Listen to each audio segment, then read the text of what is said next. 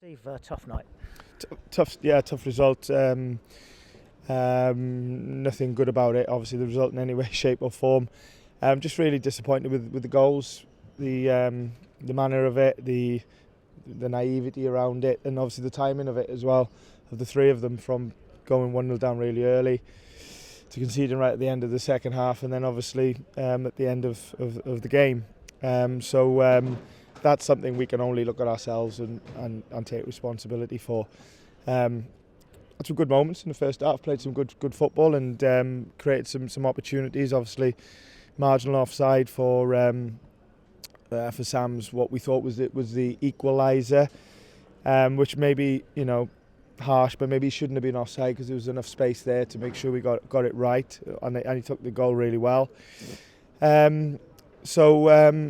So yes, around the moments in the game, around the goals and the disallowed goals, we just fell a bit short, and we have to accept that responsibility really. There's that phrase, isn't there? Fine margins in football, and if Sam Surridge is 2 centimetres behind, then maybe it's a different night. But in other ways, the margins weren't fine tonight, were they? No, exactly. And listen, that's us trying to score, but we've conceded 3 as well, and we've come a little bit away from what we've been good at in recent weeks and games, in terms of our compactness and our collaborative sort of game, particularly defensively. So, like I said, we have to accept responsibility for the situation that we've put ourselves in going into the second leg, which obviously was going to be tough anyway. And thinking at the end maybe 2-0 is not a good scoreline, and we'd still be saying a lot of the same things now, but there's still that if you get a goal, you never know, and we've sort of increased that now to an incredibly tough task. So what we need to do is still approach the game in a professional manner and a positive one, and set some objectives in the game that gives us a chance in the tie, although it's very, very slim, but also some other objectives that help us going forward.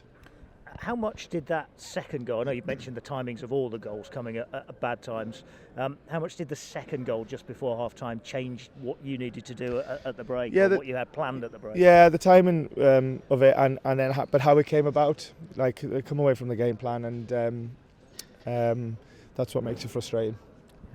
So you touched on it, that second leg. I mean, you've got a week to prepare for it, but it's a bit like Mission Impossible, but sometimes it happens. Yeah, it can, and when there's a chance, there's hope, and when you have hope, you have to go for it, if you like, and to believe.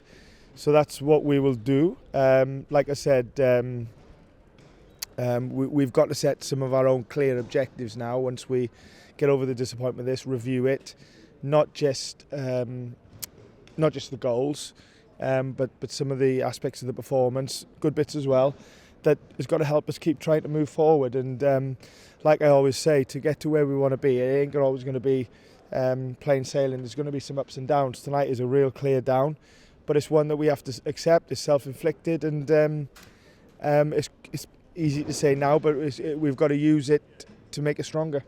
Is it another one of those nights where you come away with, playing against a top team with regrets like you had at Old Trafford? We were talking about it in pre-match, weren't we? Yeah, I mean, I thought we played a bit better at times tonight than we did at Old Trafford, particularly in the first half.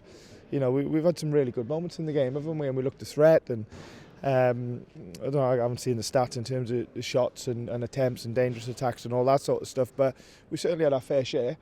Of course they did as well. It's Man United and the team that they are. You accept that, so you have to play a certain way and try and get what we think is capable in the game, and there were good signs of that in the first half, no doubt about that, but there was also some naive signs that cost us ultimately with the scoreline.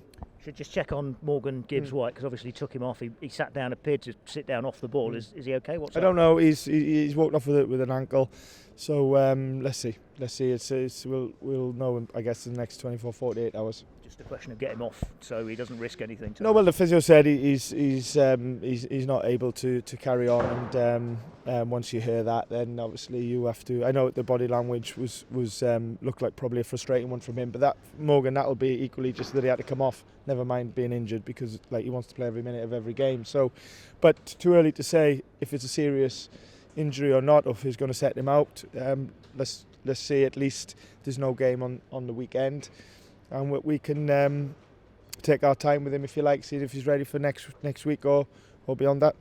Fingers crossed, Steve. It's going to be a heck of a second half, isn't it? Yeah, let's hope. See you, Cole. Thanks guys. Cheers.